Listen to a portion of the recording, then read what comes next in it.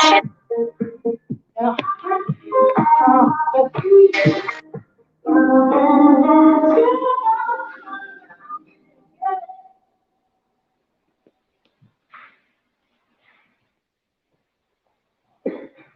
Josh Taylor, welcome.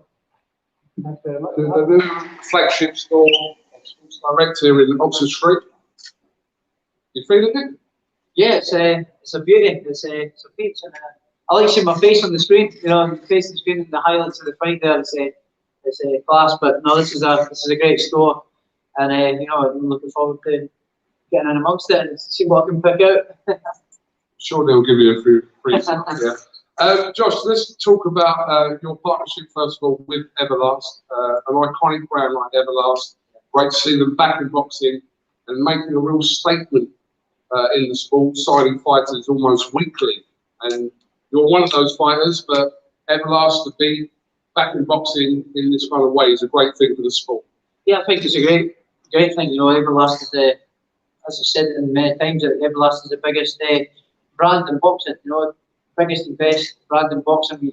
Muhammad Ali used Everlast back in the days and stuff. So yeah, it's good to be the flagship of Everlast and being the face of it again and being at the back of me. I'm very proud that they're at the back of me and supporting me on the rest of my journey. So yeah, it's good to have them on board. And yeah, I'm excited for the rest and see what moving forward. I'm excited for the rest in the future. So has it been confirmed that you're the face of Everlast boxing? Yeah, I think I should be. I think I should be the face of it. That's a buy like me. Absolutely. Welcome, Danielle, as well. Hi. Hi. You okay? I'm good, thank you. Great to hear. Right, let's backtrack a couple of months ago now. What a night. Yeah. What do you remember now? I just remember getting my hand present, you know, and saying the new undisputed champion. You know, that was I loved hearing that. My whole life, my whole adult life, hard work and sacrifice paying off. So yeah, it was. I felt like I was on top of Mount Everest. And it was brilliant. It was a really edgy kind of, a little bit aggy fight week. Yeah. It's not from you, obviously. No, not for me. I'm never aggy on fight week. Never get like that. But no, it was good. It was all part of the game plan to get inside his head to make him more aggressive and work the treat. That's how we worked in the fight, and I think that's how we got the 2 knockdowns as well. He was so eager to come towards me and get on top of me and try and hit me. And I used his aggression against him. That's what I was saying I was going to do all week. So you're telling me it was all a plan. Your argument with Rick Ramos, which kicked it off, where everyone was talking about it. But all the kind of, but that's how you are during a fight week. People are going, oh, look at Josh losing it. But if you watch kind of any of your fight weeks, this is how you get fired up for it. Yeah, so I get fired in there. I get my mindset changes. You know, it's because I've done all the training and I'm getting close to making the weight, so I get a little bit, you know, crabby, and I'm just ready to fight at that time. I'm just ready to go in and fight. So the mindset changes. I just want to go in and get the job done now. You know, I don't like to do all the talking and all the stuff. I just want to go in and get the job done. But what part of the build-up did it really dawn on you what's at stake here? Because a lot of pressure for you, a lot of pressure for your trainer Ben Davidson as well. When did it kind of dawn on you that this is a fight for you to be kind of king of that division? I think I always knew the magnitude of the fight, but it really kind of sank in when I landed in Vegas. When I landed in Vegas and I got to the house that we're staying in, I thought, oh, it's real now. You know, it's here. It's not just thinking about it. It was once we got to the house and I had a few days to sort of think about the process, what was coming up. And yeah, it took got a little bit of waving nerves when I first arrived, you know, because I was here now. I was not turning back. I wanted to go for it. And I took a couple of days to process what was coming up, and I took my time to get mentally ready. And the time fight came, there was no nerves and there was none of that kind of nervousness. It was just focused and ready to go. Let's talk about the fight itself. I mean, the notable moment from the fight was the sensational uppercut that floored Ramirez, which was in a clinch. And I know a lot of people saying We'll say a lot of people, a few people saying that, you know, you should possibly give him a second, but why would you do that? I mean, you have to protect yourself at all times. Yeah, He didn't. It was almost a shoulder uppercut. Talk to me about that. Yeah, it was, I mean, I never felt the referee touching or anything like that. I never seen anything. So, again, it's protect yourself all the time. The first rule of boxing is protect yourself at all times. And he switched off. He thought because we were in the clinch, and he thought the referee was going to come in, but I took a step back, a sort of half step back, created some space and threw the uppercut, and it landed a peach and put him on his backside. So, yeah, it was a great shot, perfectly legal, and protect yourself at all times. For those that were moaning about it, protect yourself at all times. We know how tough Jose Ramirez is. You didn't get the stoppage, but you got kind of a dominant win. So was that good enough for you? Yeah, it was good enough for me. I thought the 2 counts were actually too long, but there's no point moaning about it. I've got the right result, so it's irrelevant. But I thought the second one was definitely far too long.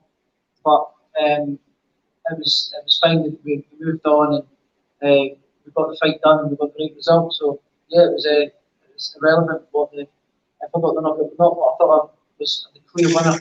I thought I only lost a couple of rounds.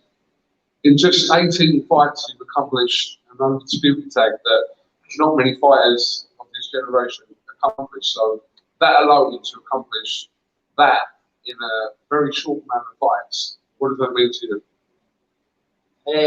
I don't think it's quite sunk in yet. You know, it's because I've been doing a lot of this stuff since I've been back. There's been a big reaction with the media and a big, you know, sort of celebrating, sort of looking around and going, doing this and everywhere, doing these kind of stuff. So it's been kind of just a whirlwind since I've been back. So I've not had time to sit back and reflect and sort of think about what I've achieved. You know, but when I do have a little moment here or there, I'm like, I've done it. But I think once I get back and I've done all the media stuff, I'll get back and I'll be a bit time to myself. That's when I'll probably realise what I've done. But it does mean the world to me because I've trained my whole life and prepared for this moment. So it's I'm very proud of myself. You said it hasn't quite sunk in yet, but the moment you walked from the ring to your dressing room, what was going through your head, if you can remember that? Just mission accomplished. You know, it's all my, like I said, all the years of hard work and dedication and sacrifices, and you know, just all went to that point, and it was just like, oh, job done. And I got a little bit emotional. I don't know if you've seen the videos and that. I hugged my coach Terry. He says, "Oh, I've done it." And I kind of just kind of let it all out and had a little pride in myself. You know, it was good. It was a really, really nice feeling. Very proud feeling to say, "Wow, I've done it." I couldn't quite believe that I had done it.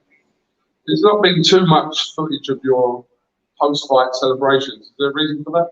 No, there wasn't too many. It was just in the hotel, and I was probably in my bed after 2 beers. But yeah, it was good. It was a good couple of days after Vegas. We enjoyed it, and we go back, and I got to see my friends and family when I go back, which was nice, because they were there to enjoy the celebrations and share the moment with me. So once I got back, I saw my friends and my family, and that was really nice to see that. Obviously, straight after your fight, everyone's asking what's next, etc. Yeah. You've spoken yourself about Terence Crawford, which would be an unbelievable fight. Terence Crawford has obviously been in your situation as undisputed. You're undisputed. Is that a fight that you would relish? Yeah, I would love to have that fight next, if possible. Even next, if possible. But I think we've got to do the mandatories next, take care of the mandatories. But I would love to. If that fight came about tomorrow, I would take it in a heartbeat. You know, I think it's a great fight, and I think it's a very, very winnable fight for me. Everything's always a step too far, and this might be a step too soon for Josh. And oh, this guy's good and that guy's good, but I'm a good fighter myself, and I believe I can win that fight. We know the problem with being undisputed is that the mandatory situation becomes quite thick and fast. We know you have Jack Catterall there, and Jack Catterall, fair play to him because he kind of steps aside to allow certain situations to happen. We're assuming that you will honour that with Jack Catterall to fight him at some point as well. Yeah, I mean, I would like to honour it. You know, he was fair enough, and he just agreed to step aside and let that thing happen for all the belts. So I would like to sort of honour what I said, you know, and do that next. But having said that, if something bigger comes along like the telescopic fight, I'll take that next. I'll wait and take that next straight away, you know. But I'd like to honour my word and what I said and fight Jack and keep my promise. Just to, you know, fight the winner. I'd like to keep that promise. Now you've become undisputed. We know that mandatories will be chucked at you, but is it a case of assessing each fight and saying whether that fight kind of progresses your career? And if it doesn't, then there is a possibility you may vacate. Yeah, I mean, we'll see what happens. You know, like I'm not in a rush. We've got all these mandatories to do, which I don't have any choice. I've got to do them like I want to say. I want to keep progressing, keep moving forward, and setting new challenges and new goals.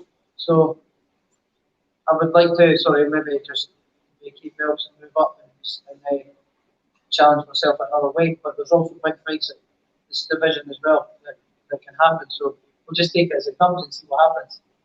We have to mention Ken Buchanan because obviously an absolute legend of Scottish boxing. Have you had dialogue with him since the win?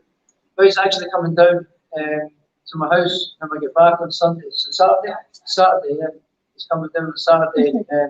Going to have something to eat, some coffee and tea and whatever. We'll have a good chat and catch up. We've not spoken for over a year. We've seen him for over a year now, so it's good to get a catch up with him and see what he has to say. And I'm looking forward to that Saturday and catching up with him. Daniel, I'll bring you in. How does it feel to be nearly husband, or nearly future husband, to the undisputed king of the light welterweight? Yeah, no, it's good. It's, we've also been together for quite a long time now, so it's just lovely to see how his career's progressed and how far he's came from when we first got together. You know, when we first got together, he was amateur, just going to the New Delhi. It was the New Delhi Games in 2010, and to be where he is now, and really now we undisputed king of the world, basically. You know, so it's yeah. Very, very proud of what it's achieved. You've been through all those years, we've seen the ups and downs and stuff that we as public don't see, but was there any kind of moment where you thought, where Josh is kind of, not down, because he's obviously undefeated in his professional career, but just moments in his career where you thought to yourself, right, you've had to advise him and say, look, just have the faith. Yeah. I can remember it was after the Olympics in 2012. He never got the result that he wanted, and I can remember sitting down where he said to me, "That's it, I'm done, I'm finished, that's it." And I was like, "No, you need to keep going. You've got so much more in the bag. Keep going and just keep plugging away." I know it's hard just now because obviously you just lost at the Olympics, but there's so much more in the horizon that we've got to look forward to. There we are. Josh, it is a bit of a cliche story. It is a bit of a cliche story, but having a strong partner like obviously you do helps in your personal life, which kind of relates then to your boxing life. Yeah, definitely. I think especially times when you feel like you're doing it on your own and you feel you don't get the results or whatever. All your friends are away going on holiday and doing this and buying new cars and doing this and doing that. And you never have the money to go put petrol in your car to get to the gym. You know, you're like, why am I doing this? You question it and stuff, and you think about maybe every now and again giving it up and doing something else. But it's good to have somebody there that says, no, keep the faith, and keep going, you're doing well, and it will come. The good things will come. So yeah, it's been really, really good for me. It's been really good. Now, I want you to explain the story of who you ran into last night. I do want to throw this in now. Explain the story of who you ran into, and if you could give us a watered down version of what happened. Yeah, I bumped into the Logan Paul last night. It was Logan Paul, man. I can't remember which one now. But it was Logan Paul. I think he walked past, and I said, "Oh, 51 Logan Paul," and they come over and we had a good laugh, had a good chat. So yeah, it was a good laugh last night. Yeah. That is the watered down version. That is the watered down version. That's not the version you told me about 5 minutes ago. It's the truth as well, you know. I should go with 51. First guy to be able to come over for a laugh and we ended up sitting having for a laugh for about 45 minutes to an hour, sitting having a chat. Yeah, it was good. Good.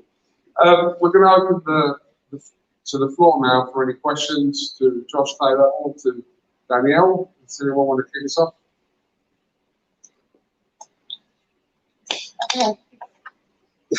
Yeah.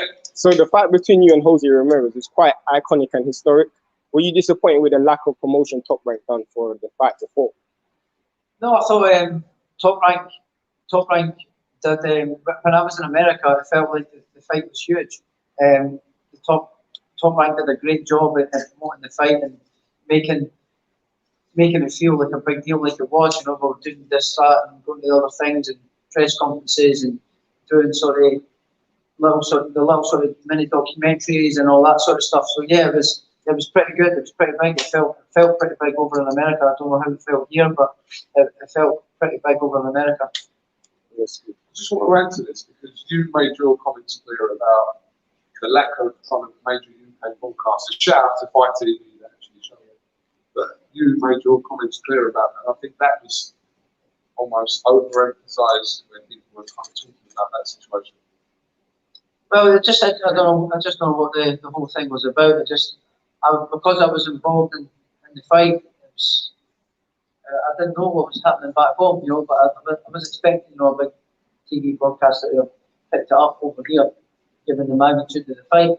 But you know, it's a lot of people have seen it. A lot of people have acknowledged the achievement and acknowledged the fight. So yeah, I'm happy with the response it's had and happy with what's been on. So yeah, it's been good since the fight. It's been really good. But now the deal with Sky Sports is Top Rank has been announced.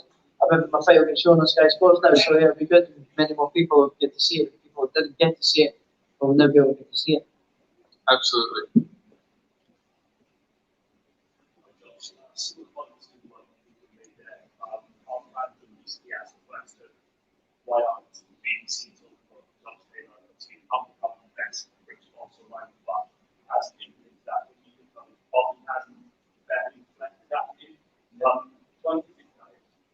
I don't know. I really don't know. It's I just focus on what I'm doing. I just focus on letting my hands do the talking. You know, I've never been one for jumping in front of the cameras and putting on a show. So I let my boxing and results do the talking, and that's the way I like it. You know, but I'm not sure. It really doesn't bother me that much, to be fair.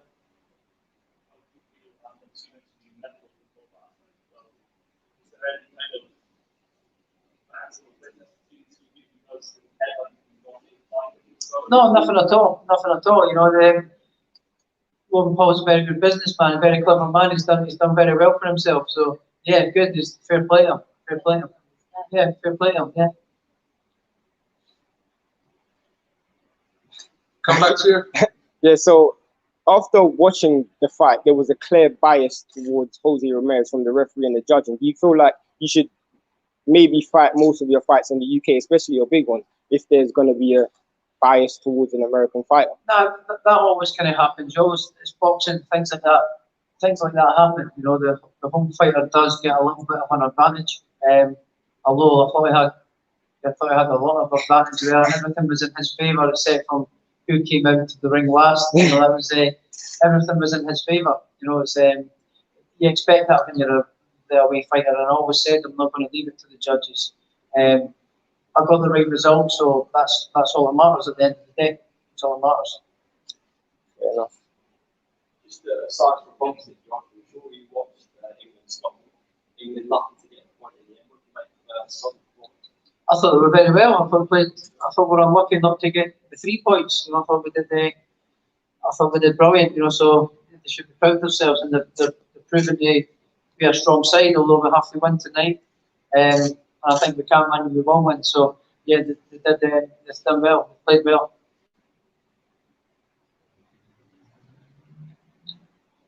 Yes.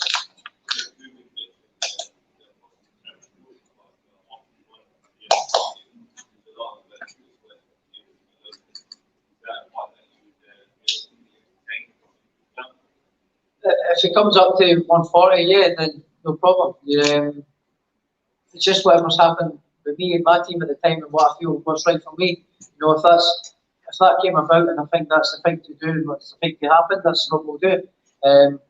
If I feel that's the right thing to do, and I think everything's all right on the table, we'll do it.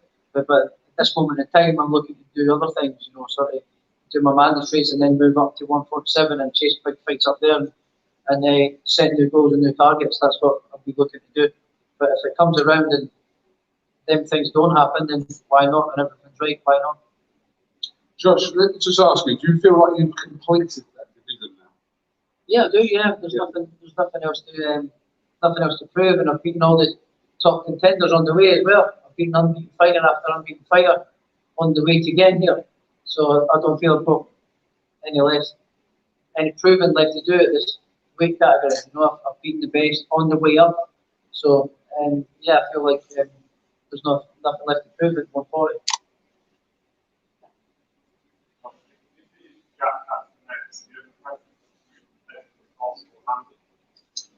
I think I'd love Hampton as well, but I think it's just a little bit too big. You know, it's I don't know what it would be. They're probably 65,000 seat arena and then pitch, so it's not quite 80,000 at Wembley. But I think it would be a little bit too big. But I'd love to fight Edinburgh Castle. I think just with the scenery in the background, the castle lit up, and walking down the Esplanade and getting bagpiped in or something like that, it would just be iconic. I think it would be amazing.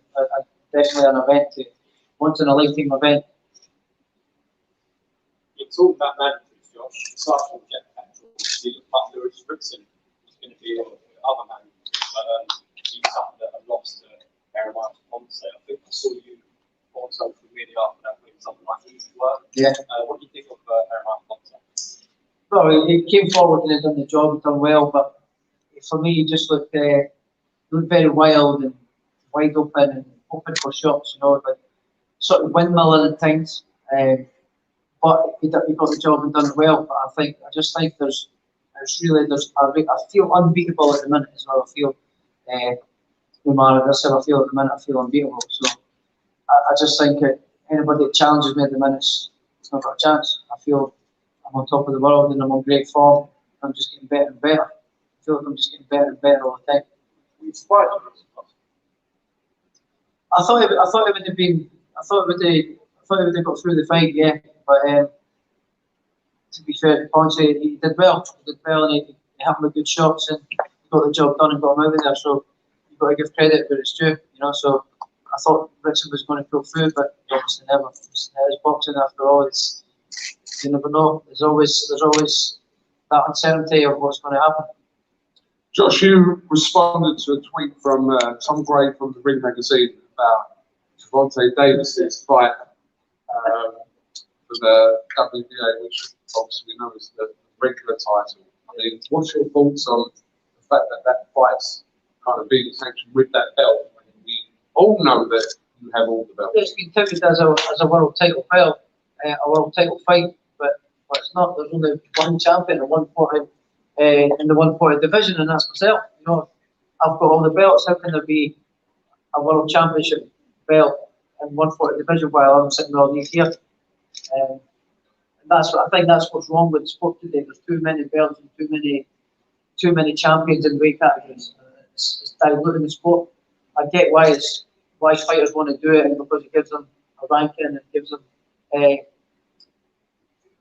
ranking and something to clout and, you know, call themselves champions and raises their profile and things like that. But it is diluting the sport with all these belts and all these champions and franchise champions and regular and super and all that stuff. It's diluting the sport a little bit. So if you were in a situation where you were challenging early on in your career for the WBA regular title, you win that title, you wouldn't consider yourself a fully fledged world champion? No, I wouldn't consider myself a fully fledged world champion. No, but what it does do, it puts me in the window to get these fights, to get the big fights and get these rankings and push to fight for the titles. So it puts you in a strong position, a negotiating position of who's getting the fight next. So if you can't chance to fight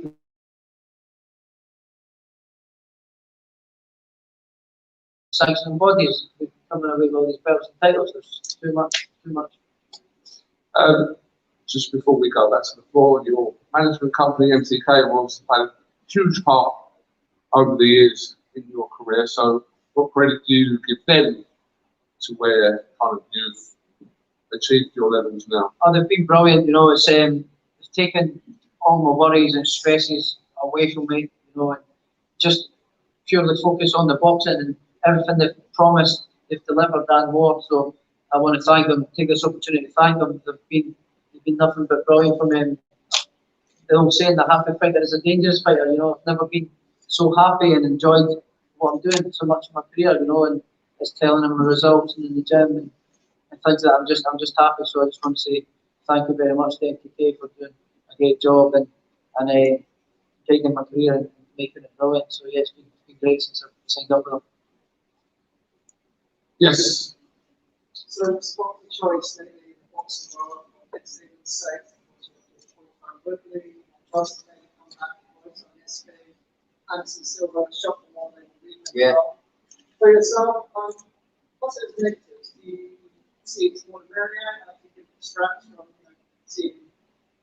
No, I think it's good. You know, in terms of competitive fights, they're not competitive opponents. You know, but it's good for the sport. It's bringing new audiences and more interest and stuff like that into the sport. So I think it's good because it's bringing more interest into the sport, and new sets of eyes, new fans, and these people are maybe following Jake and Logan Paul, young kids. I don't know what it is to do on YouTube, but you get these guys that are their fans and their followers and subscribers following the sport, and if a few of them take interest in the sport and start following it, it's only good for the sport to grow it.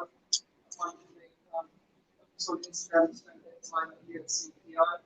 What's experience on that? Oh, that was brilliant. Yeah, the best gym I've ever been at. You know, it was brilliant. You know, it had everything. You know, the cold pools, the hot pools, the water treadmills, the best of gear, the best of equipment. You know, it was just it was a really good place, and met a couple of cool fighters and that as well. So yeah, it was good. How does someone who hasn't been mentioned is Ben Davidson? Yeah, I know you haven't been with him great. You come as a phenomenal fighter to him anyway. But obviously, I think there's been many times in my life I've fighting with him, and even in the build-up, you know, continuously said that we're going to use Jose's aggression against him. Really, effectively, what happened? How much has Ben helped you in becoming a He's been a massive help. You know, I think I was, like you said, I was a good fighter when I already went to him, but you can never stop improving. You can never stop improving. The head that Ben's got on his shoulders, you know, he's like a 50-year-old man in terms of the way he describes things, his knowledge of the sport, the way he breaks things down to the bare minimum, back to the fundamentals, and really improved me as a fighter. And tactically, he's been spot on. Technically, he's been spot on, working on my technique, things I'm doing well, but I can do better, working on my strengths and my weaknesses. So I think he's been brilliant. You know, it's a great partnership, and like I said, I've never been happier in my whole career. So yeah, he's been brilliant. He's a really good trainer. Have you seen him since fight? I've not seen him since I've been back home. You know, I've been back home, so I've been doing things like this since I've been back home. So I've not seen him, but I'll be back in the gym in the next week or two, back down the earth with a bang, and he'll be putting me through my paces again. Kugan said, mentioned Gavante.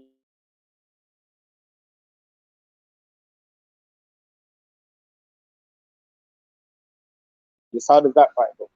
I think he's a good fighter. He's very talented. He's strong in his division, but I just think he's a little bit too small, I think. But you know, you never know. He could catch me a shot and it could be game over. And you never know. You know, it is boxing after all. It only takes one punch. But I think he's a good fighter, but I think he's a little bit too small for 140. He does carry a lot of financial, like he does have a lot of pull in America. So is that a fight you should or would be looking to take? See what comes. Like I said, look, if anything, what happens at the time, it's right for me. I'll take the fight. I'm not going to duck or avoid anyone. You know, I'll fight anyone. I believe I can beat anyone. So we'll see what happens. I'm not going to rule it out. Okay, we're going to have to wrap it up there. We're still celebrating the 0-0, aren't we? No, a little bit, yeah.